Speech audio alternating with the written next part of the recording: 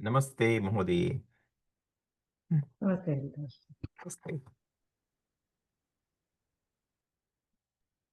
We have a few minutes. Namaste, Pragya ji.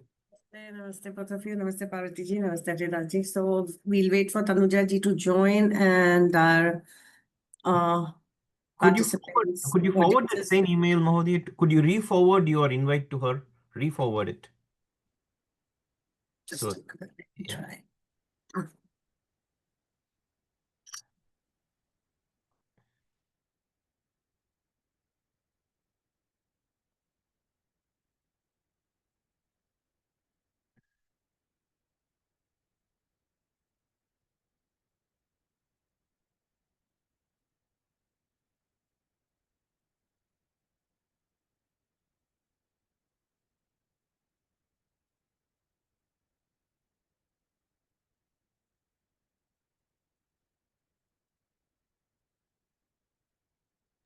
Done. Resent. awesome.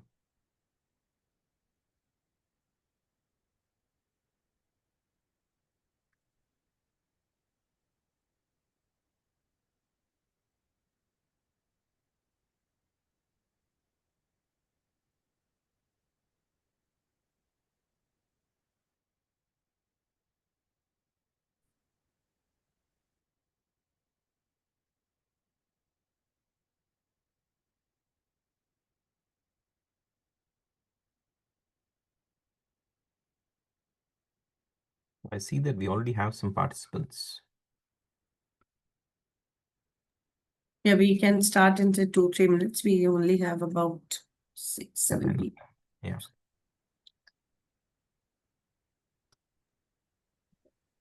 The participants, if they can give us information like where they are from, that would be helpful. They can start typing that in the chat box.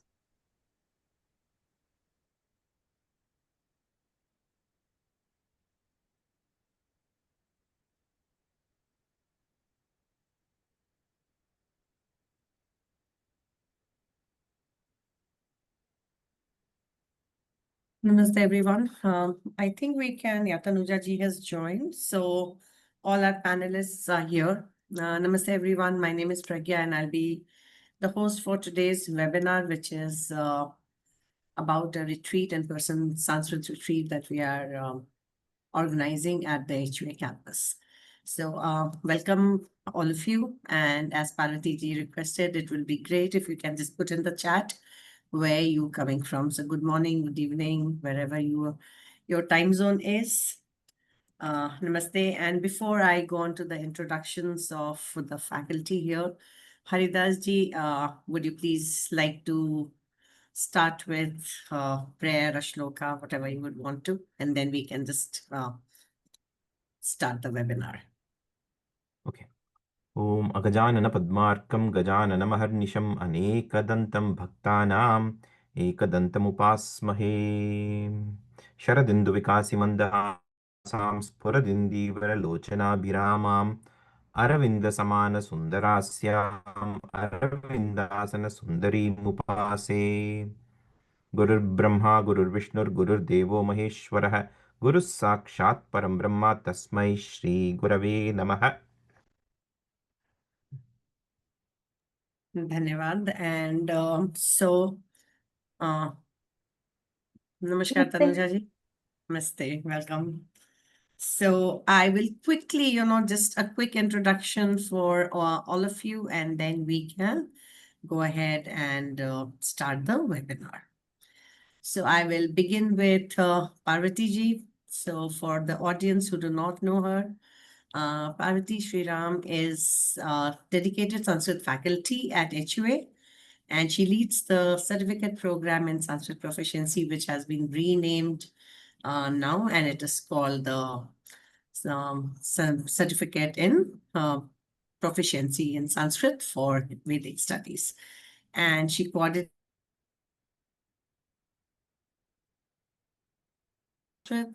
and in-person retreats. Her main contribution is also to the curriculum design and assessment. Since 2018, she has taught Sanskrit at HUA and continues to guide students of all ages at Yajurveda Bharati. She's also involved with Chinmaya Mission Houston since 2013. And she teaches Hindu scriptures and shloka chanting to Balvihar students. She also actively participates in Vedanta study groups and discussions. And with over a decade of teaching experience, she still remains committed to both learning and sharing and teaching Sanskrit to others. That's Parvati ji for you all. And now I come to Tanuja ji. So Dr. Tanuja Ajotikar, she is trained in both traditional and modern disciplines and holds an MPhil from Pune University, India, and PhD from IIT Mumbai. And she has credentials such as Sankirna Bhigya and Vyakarana Bhigya. I hope I got the pronunciation correct, Tanuja ji. So, and she has 9 years of teaching experience, including 5 years with the Sanskrit library and continuous online instructions since 2016. She has led workshops across India to integrate technology into Sanskrit education. Her research contributions span over 20 publications in Vyakarana and digital humanities, alongside mentoring research projects and reviewing theses and academic papers. She has delivered guest lectures on various platforms, including popular YouTube channels, sharing her insight with a wider audience. Welcome. She will be on a HUA webinar for the first time. So welcome, Tanuja ji. I hope it's a good experience for you. Now, Haridas ji, Haridas Radhakrishnan. So Haridas ji is an ardent lover of Sanskrit who has passionately pursued its study for over 2 decades. He has had the privilege of learning from world-renowned teachers in both India and the United States. In 2021, he completed his master's in Sanskrit at HUA, followed by advanced studies in Sahityam and Vyakaranam under the esteemed guidance of Dr. SLP Anjaneya Sharma. Currently, he is deepening his scholarship at the Sanskrit Institute, studying under Dr. Peter Schaff and Dr. Tanuja Ajotikar. Alongside his own learning journey, Haridas ji continues to share his love for Sanskrit by teaching privately as well as through Samsud Bharati and HUA. So welcome all 3 of you, and we can go ahead and start the webinar. Yes, let me share my screen. So, so this webinar covers the retreat, which encompasses a couple of main topics. One is it covers an aspect of the Veda, a very popular hymn in the Veda called the Shatarudriyam, also known as the Rudram Namakam. And also a part of Vyakaranam, the core of Vyakaranam, which is the Dhatu Pāṭha of Panini, an introduction to the Dhatu Pāṭha of Panini, and how it relates to how it actually is the core of the Sanskrit language. We get an introduction to all its roots, to the various intricacies of the Dhatu Pāṭha. We'll go through some Parayanam, etc. So I will be covering the Shatarudriyam part, and Dr. Ajotikar will be covering the Dhatu Pāṭha part of it. Now the Veda is of course got a hallowed place in the Hindu religion, in Sanatana Dharma, right? And it consists of the Rik, Yajur, Sama, Atharvana, as probably all of you know. And in the Yajurveda, we have 2 main varieties, which is the Shukla Yajurveda and the Krishna Yajurveda. In the Krishna Yajurveda, in the Taittiriya Shaka, we have the Shatarudriyam coming right in the middle of the Samhita part of the Veda. So, of the 7 kandas in the Samhita part of the Taittiriya Shaka, the Shatarudriyam comes in the 4th of it, right in the middle. So it's got a very significant place right from that point of view as well. And over millennia, it has been esteemed by everyone. It's chanted in temples regularly. People chant it in their homes. You might have heard of it. You might have chanted it yourself many times. And the chanting of the Rudram itself, even if you don't know the meaning, is supposed to bring so many benefits. That's what our tradition tells us. Veda itself, even the tradition says that even if you chant the Veda without knowing its meaning, it protects you, it brings benefits, it confers benefits. So that is what we know, right? So, and there are some mystic aspects of the way mantras work. So that is definitely that aspect of it. But one would always love to engage with something knowing the meaning of it. And what I aim to do here is to go on a journey of explanation of the meaning of the Rudra Pāṭha. Many of us have chanted it so many times without actually knowing the full meaning of the mantras, maybe vaguely knowing something here and there. We know it's Namaha, Namaha, Namaha, but we have not actually explored it in its properly with attention to grammar, etc. Right? And of course, the Veda is poetry. So the meaning that one gets from it, from a grammatical analysis, can be very literal. You have to place it in context, and what context you choose to place it in is up to you, and what tradition your tradition might have handed down to you. So we are going to explore what the commentaries of Abhinava Shankara, one of the commentators on the Shatarudriyam, Sayanacharya and Bhattabhaskara, what do these people say about these mantras? How do they interpret it? Right. So and of course it is part of the tradition. We are going to see how in the tradition it has been viewed, and just looking at the mantras by themselves with an eye on what exactly is the meaning as per the dictionary, and what does grammar tell us about the sentence. Does the grammatical literal meaning fit what these commentators are saying? If not, why not, right? So that's what we would like to know, in the spirit of not blindly accepting everything that is said to us, at the same time, trying to engage with them even more closely by really trying to understand on our own, on the strength of what we know, trying to understand the shloka, and then engaging with the commentaries, because that makes it more meaningful. And you will realize, oh, that's why he said that, that's why Sayana is saying this, that's the vision that he has, right? So it gives us a true appreciation of the text, right? So acknowledging that chanting the mantras by themselves, even without knowing the meaning, has benefits, has tremendous benefits.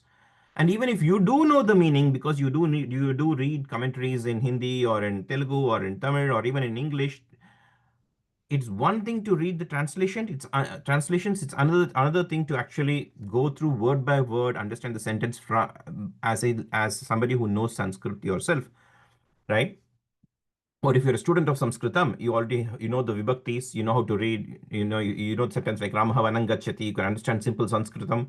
How far will that take you if you engage with this Vedic text? You can check that out for yourself. So with that as the spirit of this retreat, it's a Vedic Shastric retreat. That's the vision that we have, for these 2.5 days that you'll be spending with us. The retreat spans 4 days. The first day is meant just for travel, for you all just arrive at the retreat, and then we have 2.5 days of instruction pretty much, and on Sunday afternoon the retreat closes, right? So now we'll come to the Shatarudriyam, right? So like I said, it's found in the middle of the Krishna Yajurveda Taittiriya Shakha Samhita, in the fourth Kanda, in the fifth Prapataka. They are the subdivisions of the Samhita Pāṭha, the main text of the Veda. Your Samhita, Brahmana, Upanishad, which are that's the way you divide the text. Samhita is the main core. In the Samhita, we have the Shatarudriyam coming in, right? So why is it called the Shatarudriyam? Shata means 100. Rudriya means something that pertains to Rudra. Rudra is a manifestation of Shiva in the Puranic perspective. Rudra means the manifestation of one of the manifestations of Shiva.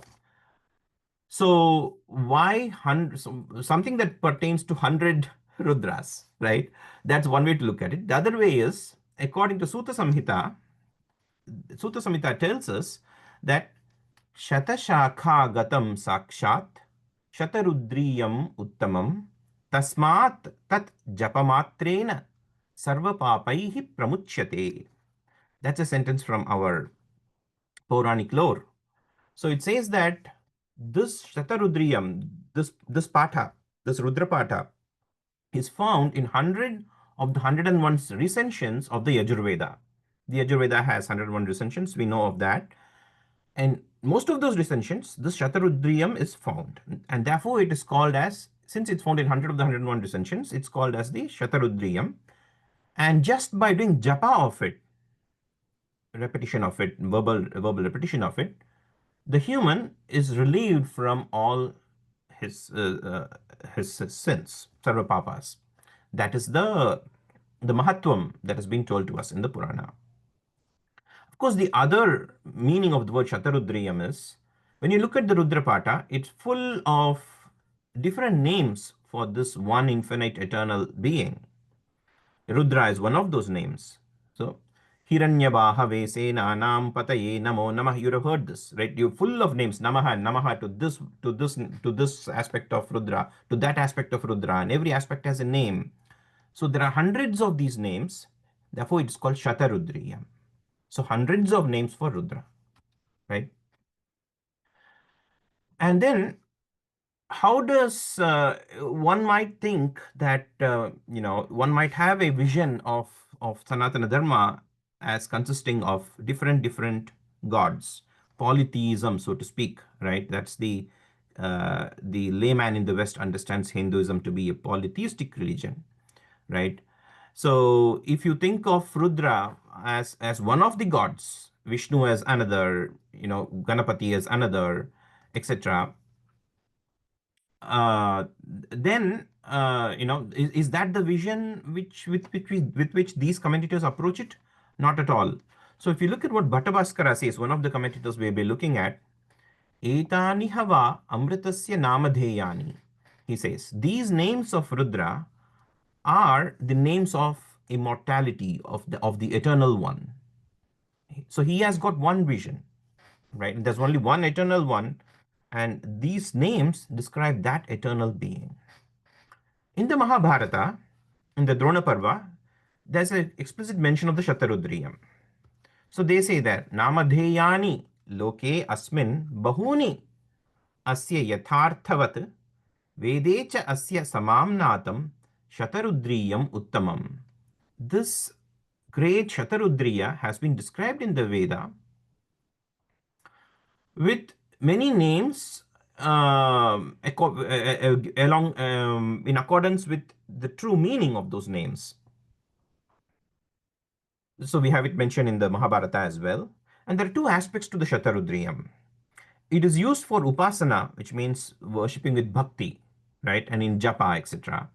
And it is also used from an Advaitic perspective as a road to self-knowledge, to understanding that eternal self which shines in all beings in the vision of Advaita Vedanta, right? So these are a couple of the couple of the visions through which you can see this, and there may be other ways to see the same Shatarudriyam from tantric aspects, etc., etc.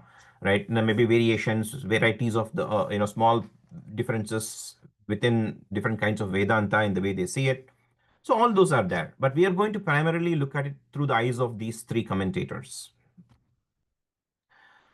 So then the Sota Samhita also says, Rudrajapi vimuchyeta mahapataka panjarat. The one who does Rudra Japa will be released from the from the bonds of greatest sin, from the greatest hell, from the cage of great hell, pretty much, but from the bonds of great sin. Samyak jnanam chalabate, and the one who does Rudra Japa will also obtain the ultimate knowledge, and by that tena vandanat muchyate. That devotee, that seeker of knowledge, would be freed from the bonds that tie him or her down. Okay, so we're going to study this using these three commentaries. Sayanacharya lived around somewhere in the 14th century. Bhattabhaskara preceded him, probably around the 12th or so. And Abhinava Shankara is Abhinava, he's a bit newer. So somewhere after the 17th century because he is after Madhusudana Saraswati. Your explicit mention we know for sure that he's after Madhusudana Saraswati, who comes in the late 16th century. So Abhinava Shankara comes after the 16th century. We do not know exactly when, but that's the timeline of these three commentators. So what are we going to do when we study these mantras? We're going to look at the words, grammatically break down each mantra, understand the literal meaning as per the dictionaries, explore the possibilities of meaning as per the dictionaries, right? And if there are any etymologies, we'll try to delve into those. And etymologies will usually be called out by the commentators as well. So we'll see what they are saying. And there are some peculiarities of Vedic Sanskritam as opposed to Laukika Sanskritam, classical Sanskritam. If we encounter those in the mantras, we will call those out. Sorry to interrupt you, Haridas ji. Yep. We're losing you in between just for a few seconds. Oh. But so just wanted to let you know. Okay. So should I repeat anything right now? Yeah, the last sentence that you said, Okay. we lost you for a couple of seconds. Okay. So what we're going to do is, okay. So what we're going to do is break down each mantra grammatically, word by word, understanding the literal meaning as per the dictionaries, understand the etymologies as per the commentaries and as per the dictionaries, call out any peculiarities of Vedic Sanskritam, because you can clearly see in some of these mantras how Vedic Sanskritam differs from classic Sanskritam. We'll call those out, recognize those, and we look at the interpretations offered by the commentators, and also most importantly, in the morning, so we have 3 mornings that we can spare 1 hour or 45 minutes where we can get a feel for chanting the Rudram with the accents. So I will guide you through that, the actual chanting of it. Some of you may not be exposed to chanting, so I'll just take you through the chanting of the Rudram. We may not do all of it, but in the time that we have, but this is like an introduction to that, right? So study of meanings is important. Sayana himself in his introduction to the Veda, he emphasizes why we should actually try our best to study the mantras with meaning, right? And the Veda itself says that the one who carries the Veda without knowing its meaning is like a donkey carrying a load on its back. So there is a value for it. So we should try our best to know the meaning of these mantras. And we should also keep in mind that this may not be the one and only definitive meaning. These are all visions that we have as per one larger framework of interpretation. And how broad that framework is speaks to its legitimacy. Because if the Veda in the traditional lore is envisioned as having one continuous and consistent meaning across its gamut of what it covers, from the Veda to the Upanishads, all the Vedas to all the Upanishads. And if the interpretative vision that you have encompasses that scale, the Veda and the Upanishads on that scale, then it is definitely more authentic, right? So that's the value of the vision and interpreting the mantras within the vision. Because if you interpret the mantras completely out of context, you would end up, with nonsensical meanings. So that's why we need to interpret it under a lens, but still keeping in mind that this is only one of those lenses, right? So now we'll look at the vision of Rudra as presented by these commentators, right? So Sayana brings forth this mantra. This is coming from the Mahanarayana Upanishad. So he says in support of what or who Rudra is, Vishwam Bhutam Bhuvanam Chitram Bahuda Jatam Jayamanam Chayat Sarvo Hyesha Rudraha Tasmai Rudraya Namo Astu. So in the Mahanarayana Upanishad, we talk about Rudra, right? And what we say is Rudra is the one who is Vishwam, who is the universe. He is the Bhutam, he is the Bhuvanam, every being and every being that will be. Chitram Bahuda Jatam, and he is born in various ways. He has been born in various forms, and he is being born at the very moment, at every single moment, right? Sarvaha hi eshaha, all this is Rudra. Rudra is there all around us in every aspect of this universe, right? That is the vision that the Mahanarayana Upanishad presents. And immediately in Mahanarayana Upanishad talks about Vishnu as well.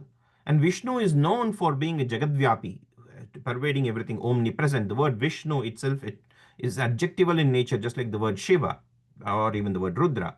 these adjectives describe one substantive, which is that eternal being, right? So from the Mahanarayan Upanishad, he comes to this word Rudra, right? And then he says, then he talks about, he gives Puranic examples as well.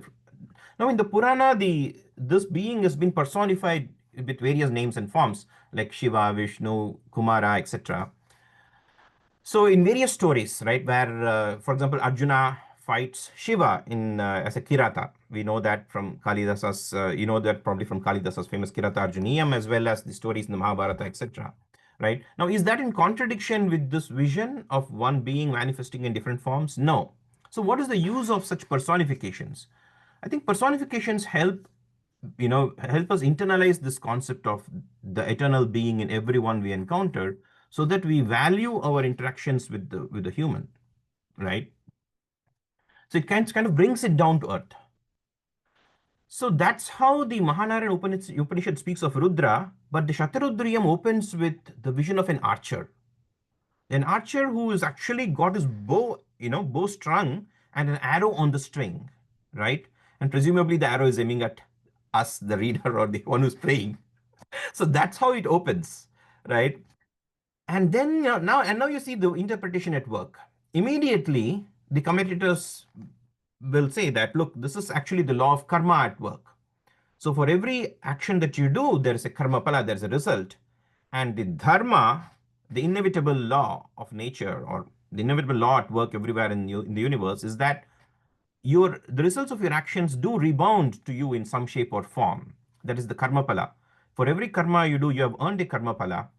And if you think of all the mistakes that you did, and or even the intentional wrongs that you did, those have karmaphala too, which are comprised of that same ill will with which those actions were done. In other words, they're inimical to us. The karmaphala of actions done by us, of actions of omission and commission, so-called out of ill will that we did, those results are also inimical to us, and that is like an arrow aimed at us, and they are going to hit us sometime or the other, because that is the Rudra at work. He's aimed the karmaphala at us, right? So this is a poet's presentation, right?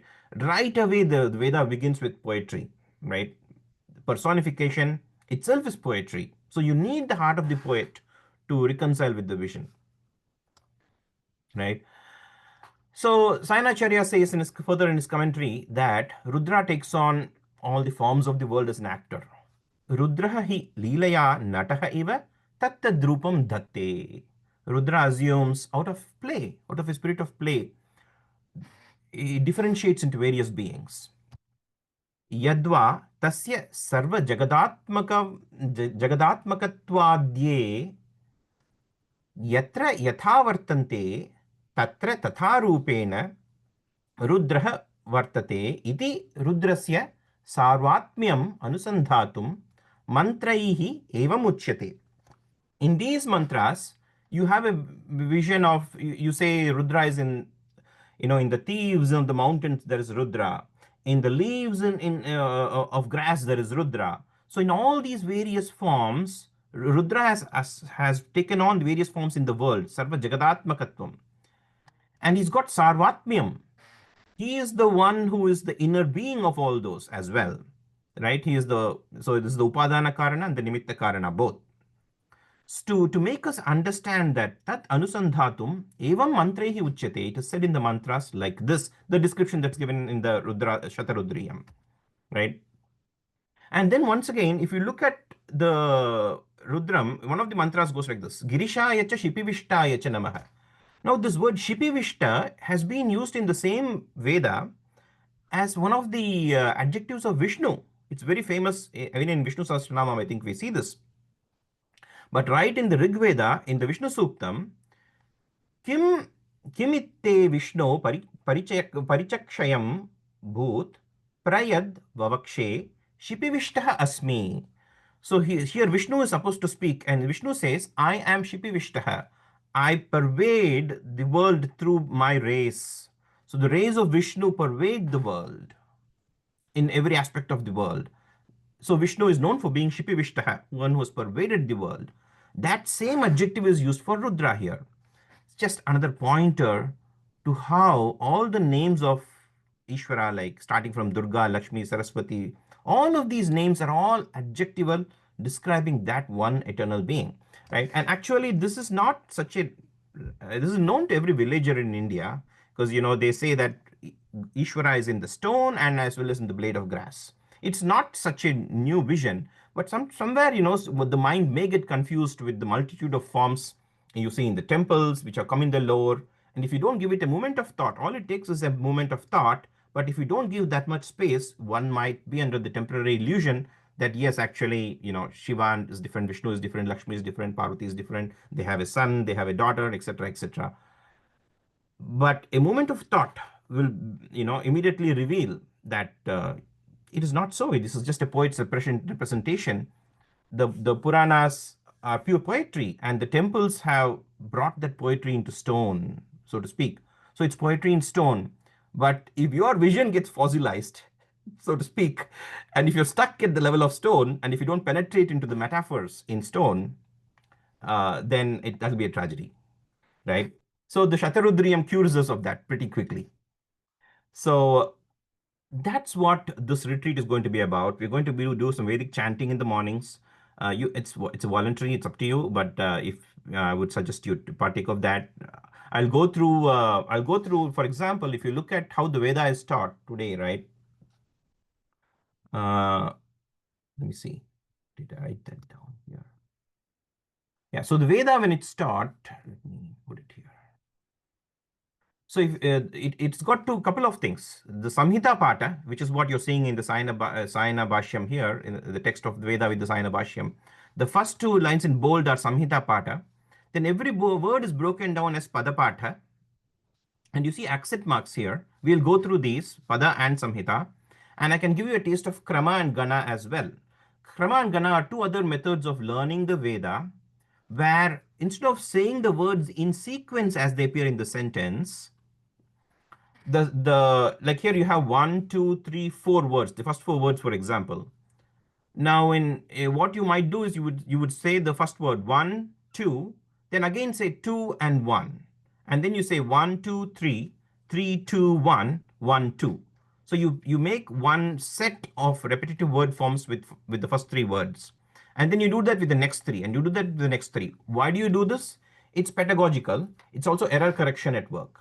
So it ensures the fidelity of transmission of the Veda, because you got so many redundancies in the way you say it that words can't get corrupted. And all of this was orally transmitted in memory.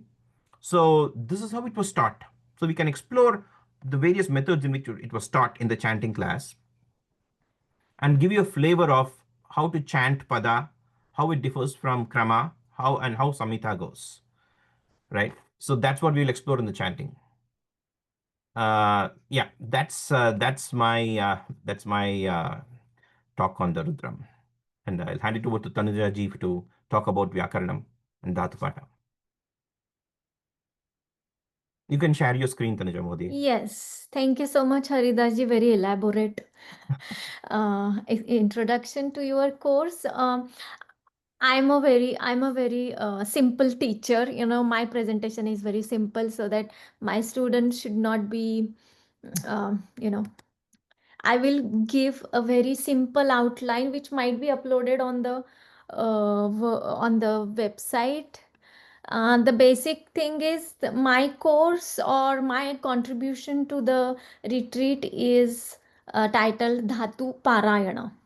And Dhatu, we know, as we all are aware of at least one Indian language, which is our native language. And the word might be, known in your own language in a various ways. In my language, Dhatu means a metal, but definitely dhatu here, or in the Ayurveda context, dhatu is one of the basic elements of the body. But in grammar, dhatu means a verbal root. And the list of the verbal roots is actually more than 4,000 years old, coming from Paninian tradition. And Parayana means repetition or study. So we are going to study dhatus. But we are going to study dhatus means looking at the dhatu list we will learn their patterns, how to conjugate, how to recite the forms of the dhatus. Now, forms of the dhatus are various, enormous number of dhatus or their forms available in Sanskrit. So precisely, we will recite only kartari forms, only active forms from the Dhatu Pāṭha, either in the Parasmai Pada, either in the Atmanai Pada.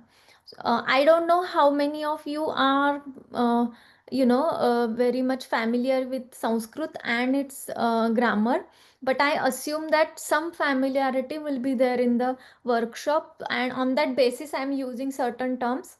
And when we will meet in person, if any one of you don't know anything about it, I will explain in a briefly, and we'll go ahead. So basic idea in my course is just reciting the forms, but not memorizing each and every form. No. For example, we will do the right way, which Patanjali says it. You have to learn rules and then learn language, rather than Pratipada Pāṭha.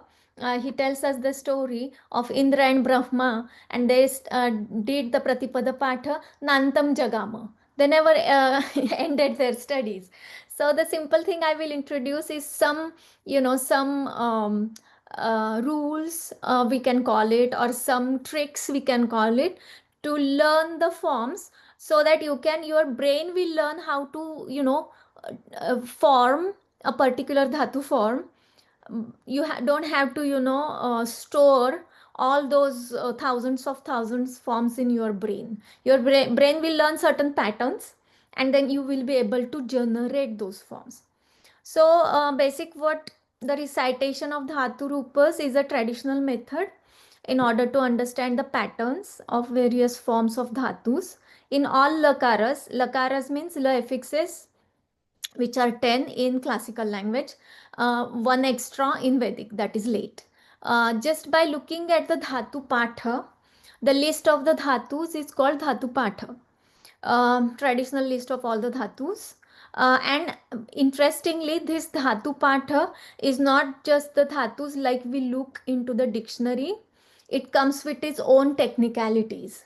So that we will learn how to decode a single entry in a Dhatu Pāṭha. So technicalities of the Dhatu Pāṭha I will introduce. This is not merely memorizing all the forms, but generating forms by learning a pattern. This method is used in traditional pathshalas in India for ages. I participated at least 5 to 6 such Dhatu Parayanas as a student, and it takes at least one complete week, 6 hours a day, to complete the entire 2000 Dhatus set. And yes, but only in Kartari.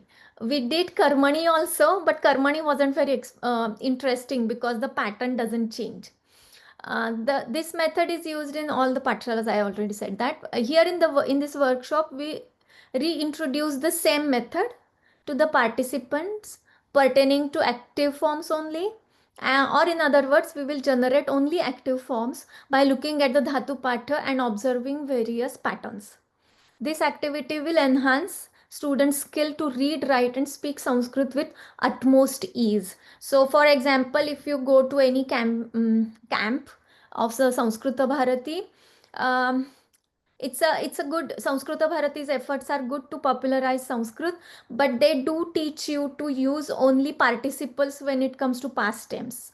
So aham gatavan, aham gatavati, aham dugdham pitavati, etc. But this particular exercise will help you to form a finite verb form in speech, in writing, and obviously to read the original texts.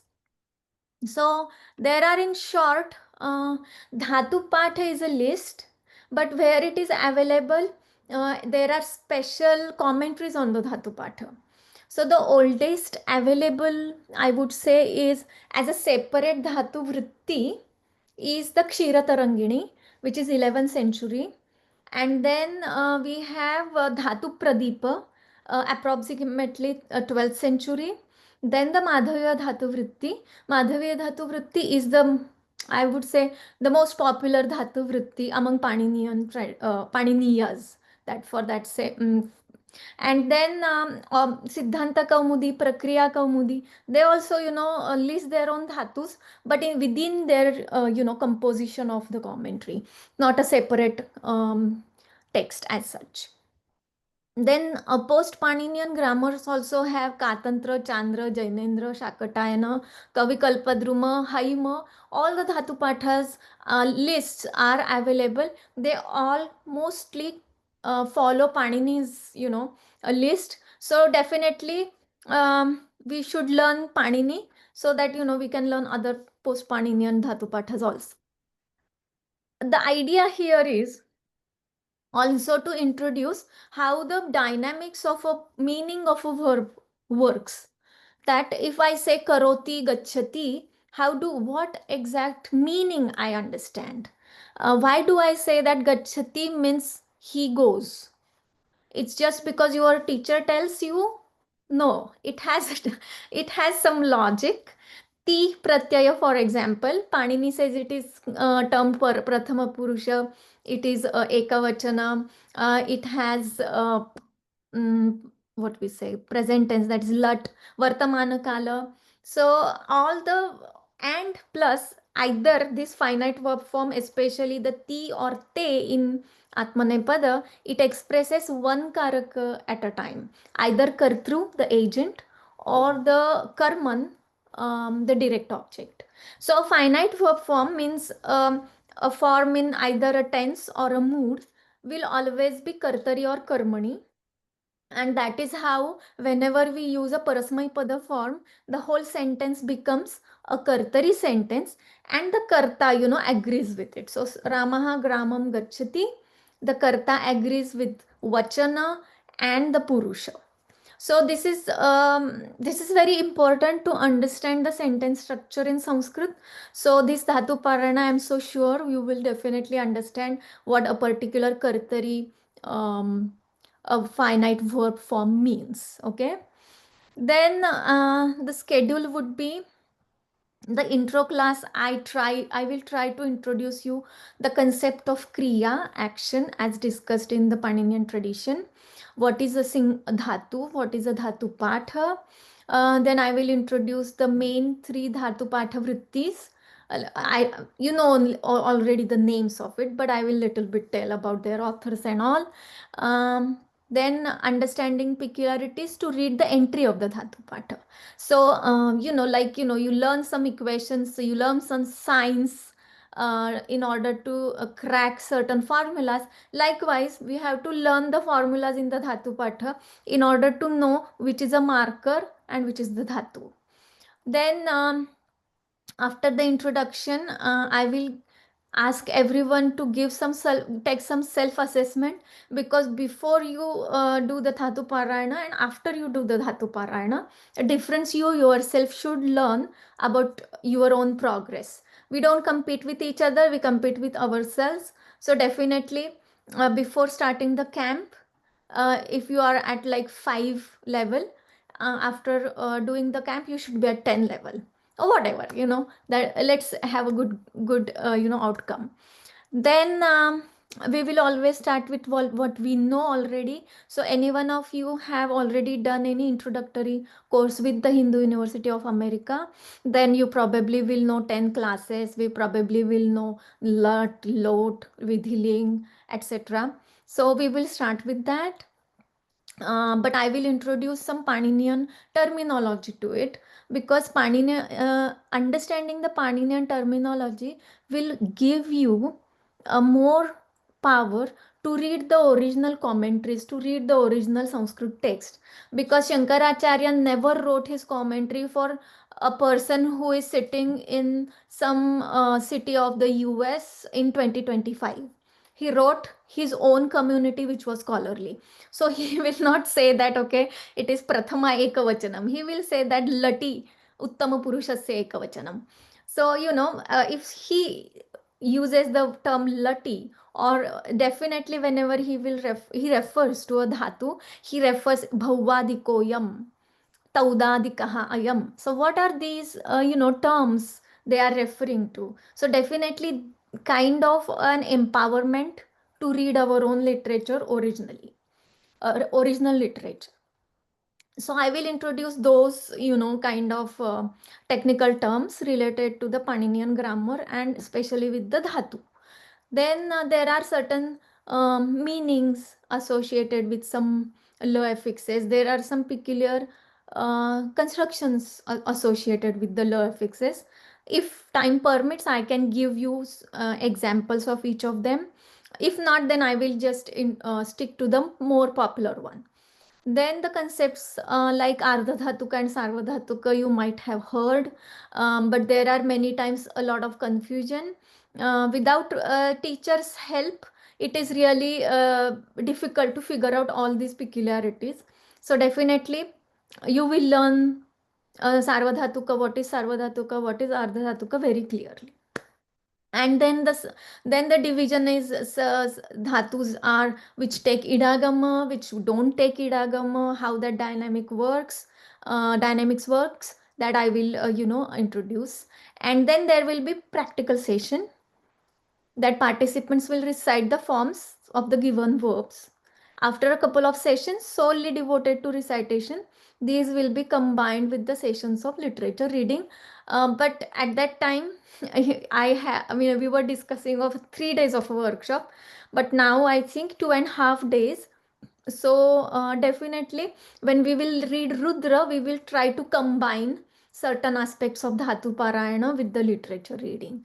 So what outcome I expect from this small workshop is fluency in pronunciation, then fluency in generating verbal forms, in particular lakara, reading, writing, speaking Sanskrit easily, and know the right traditional resources for grammatical verification of verbal forms.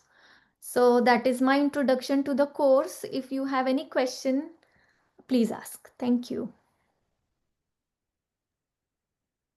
Namaste Sarvebhyah. I know it's been heavy. Introduction to Rudram, Dhatu Parayana. So I'll keep it very light. So interspersed with these, we will also have conversational Sanskritam. Whatever you're learning, the dhatus that you're learning, the forms that you're learning, we will also put it in the form of conversations. We'll find some practical applications in between, interspersed in between these lectures during the retreat. Also, to give an outline about how when a person should arrive, what is the duration? Thursday, December 11th. 11th, yeah. December 11th, Thursday afternoon is the expected arrival. So you can start arriving anytime noon onwards. We would like to know when you arrive so we can have arrangements like lunch ready for you. And if a majority of the participants arrive around lunch, then we will try to add a few sessions on Thursday itself. So, we can start with the introduction on Thursday itself rather than pack everything within the Friday and Saturday. Again, that is, we will know that only after the registration is complete. We will have an orientation session. Once the registration is complete, we will have an orientation session well before the retreat. So we kind of get to know what each one's level is, and we will make an adjustment with the retreat, how we present it based on that. Now, there may be a question as to how much Sanskritam should I know to participate in this retreat? We're not asking any prior knowledge. So there may be those of you who know Sanskritam, who, as Tanujaji said, you will gain a little more from where you start off. And there may be people who are like, I'm brand new to Sanskritam. We have activities and we have programs planned for you as well during the retreat. So if you're bringing a friend or family and both of you are at a different level, you will still be in the same retreat, but you may be doing different activities. We will make arrangements for that. And all these we will be able to tell you only when you attend the orientation session, where we are able to assess you and tell you where you are, where you will be placed. But that said, everybody will be able to participate in all these sessions. The other thing is on Sunday, when do we complete? So at 11 a.m. Eastern Time, we do have our graduation ceremony, our in-person, it's a hybrid graduation ceremony that has been planned. So we plan to finish our retreat before then. So for those who want to attend the graduation ceremony can go and attend. And everybody is welcome to attend the graduation ceremony, even if you're not person, you don't have a friend who's graduating, or if you don't have a family who's graduating, or if you're not graduating, you're still welcome to attend our graduation ceremony. So anytime after that, if you want to plan to leave on that day, that should be okay. Now for where this retreat is conducted, it's in Florida, Orlando, Pine Lake Retreat. That's our Hindu University of America campus. The address, Pragyaji might be able to share it with you. So those of you who plan to attend, you will have to make your own arrangements to get there. So the cost of the registration covers your stay and food, but it will not cover the transportation costs. So please be aware of that. And our website has all the details for your registration. And you may also reach out to Pragyaji and her team if you need more information about registration itself. Pragyaji, are there any questions that you would frequently asked questions that you would like to pose for us before we open it for questions?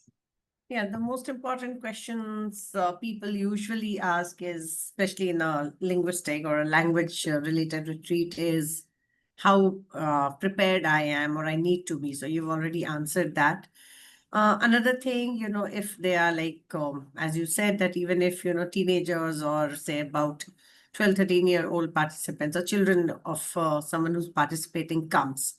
So will they have enough activities to keep them occupied? So yes, we will be able to accommodate 12 or 14 onwards. So younger, not younger than that. Yes. They may be extremely bored with these sessions. They will. This is not designed for them. So teenagers and above, we can say that yes, and especially if it's teenagers, then they should be interested in Sanskritam. If they are just there, okay, I'm going to spend time with the family and I'm just going to sit there, they're going to be bored.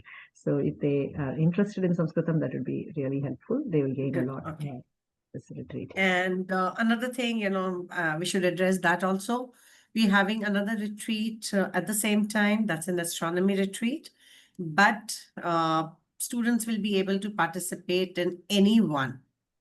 It's not like, because sessions will be clashing.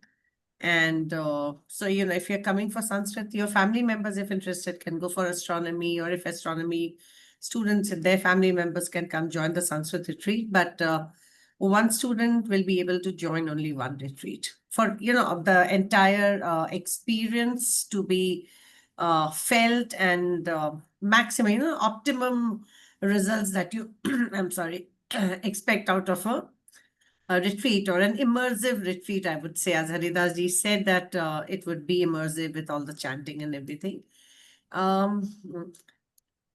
Logistics, carpool from the airport to the Pine Lake retreat, that is one important aspect. That towards the end, when our registrations close, we do form a group, a WhatsApp group on which, people can talk to each other and, kind of arrange for, who will be coming with who. So all that is done. Your nearer to the will also have participants fill in a form wherein if they have any food allergy, any medical conditions, all of that will be taken in consideration. Food is pure vegetarian meal. So this is a very common question, a concern that people have. So Parvati ji has been there a couple of times. She'll be able to throw more light on that. Yeah, all food, all allergies, we take into consideration allergies and restrictions, and we'll make sure that something is provided to fit your dietary restrictions. And the stay itself, again, there are different kinds of rooms available. So if you have a question, please reach out to our registration team and they'll be able to help you out with what kind of rooms to select. Especially if you're coming alone, if you're coming with family, you may want to know before you select what would be the best one for you.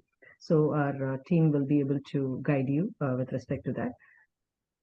Yes, please do not register without talking to one of us, because you will need clarity as to what kind of accommodation you want. So we'll be Are there sharing any- a recording Yes, also. I don't Yes. see any questions in the chat box. Anyone? Yeah. All of yours presentation was like so good Covered and everything. complete. Yeah, it was. So if this was the introduction, you can imagine the amount of information you'd get packed in that 2.5 day retreat. So there will be a lot to learn. All Just you need to do is 2 come with your classes curiosity. with Haridas ji, and I can vouch for it that you will fall in love with phonetics. The way each and every, little aspect. I mean, you just forget what you learned in whatever your nursery and KG and your first, second grades. And it's a whole new world. Beautiful. And uh, any one of you who's interested, I would suggest that, yes, go and at least experience it once. And we'll be there. Staff is there. Faculty is there. We'll have staff members from HUA there, and all of these faculty members will be there. So it will be a good experience. The recording will be shared with everyone. Any questions that you all may have, academic questions, I'll redirect them to faculty. Otherwise, we'll be there to help you out. And closer to the date, once you register, you will have access to the LMS where all the material will be posted. Like in case you want to have a printout ready, and if you want to bring it with you, if you want to take a look at it beforehand. So all those material will be uploaded onto the LMS. And once you're registered, you will be added to the LMS and you'll have access to all of them. Okay, There is, I will just, yes. Your name, please. Your name is showing as Hindu Bhavan. Yes, sorry, I didn't change it. Vinita Gupta. Oh, namaste, Vinita ji. Namaste. What was I asking? Yeah, I did put in my registration for showing interest initially. Is that what you are asking us to do right away? Or should we go ahead and actually register? Because I have to just figure out whether I'm doing the dorm or the 2-room. Okay, so if you express interest, what you have done, Vinita ji, we received your interest.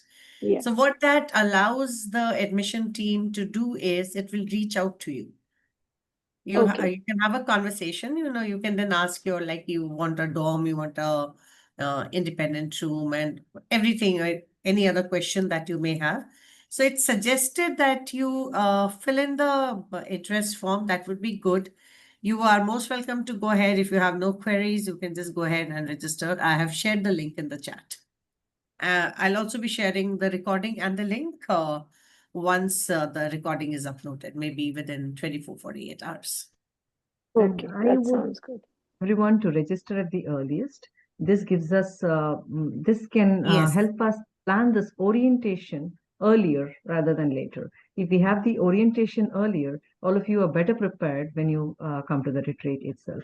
So if you start registering now, of course, you have to plan to fly to Florida. So I would say that the registration needs to happen earlier rather than later. It also helps us to help you prepare. Wonderful. So basically, as you said, goal is to reach the retreat site no later than noon, and departure on Sunday can be anytime after 2 o'clock or 3 o'clock. Yes. 1 o'clock we end. Yeah, 1 to 2 1 we o'clock. end. So 2 o'clock latest. Do factor in it's a 1 hour ride from the location to the airport. So it's not close to the airport. It's about an hour from the airport. So perfect. That one as well. Thanks. That clarity is helpful. So tickets can be looked at. Thank you. Especially for, people who have to book tickets, locals can go ahead, register even in first week of December. That won't be a problem. But people who have to book their flights, as Parvati ji is mentioning, please go ahead, take a decision. Any questions, we are all there to answer them. You can just reach us and we'll help you do whatever you need. Yeah, in case you have registered, in case you were not sure about the accommodations and you registered, you could still reach out and you can Yes, make the change. we can make So the that's not a changes. No problem. problem. So if you want to register and then talk to someone, that's okay too. Do we have any other question? Anything? No. All questions answered. I don't think we have any further questions. Any closing remarks, three of you? Mahodaya? Tanuja ji, Haridas ji, any closing remarks? Yeah, so I hope that anyone who is interested in Sanskritam, who wants to, approach it from a rigorous perspective, and also, just get introduced to what the Veda is about, they are ideal candidates for this. Don't worry about how much you know in Sanskritam. We will take care of that. We'll introduce it at the level it needs to be introduced. So we are in the pursuit of Vak and Artha, right? Word and meaning in life in all aspects, and also in Sanskritam. So the shloka from Kalidasa is Vagarthaviva Sampriktau, Vagartha Pratipattaye, Jagatah Pitarau Vande, Parvati Parameshwarau. And I think that is my closing remark.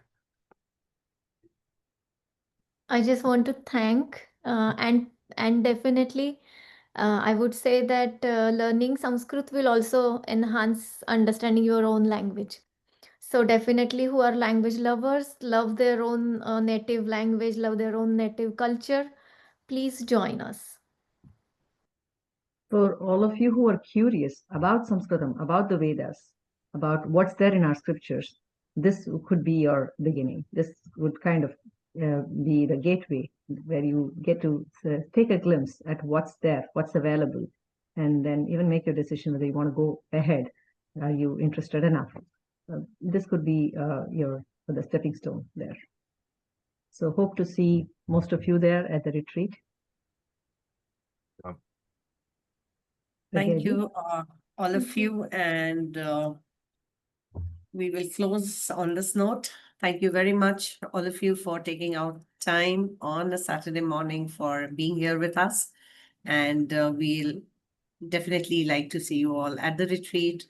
Come learn, get to know HUA. That's a university for all of us. So get to know it. You'll get to meet our teachers, other teachers also. There will be more teachers and more staff members, faculty. It will be good fun and good knowledge. So thank you so much. Namaskar, and we'll close on this. Namaste, everyone. Namaste. I think Vinita ji still has a question. Vinita ji is, yes. Vinita ji, you can go ask the question.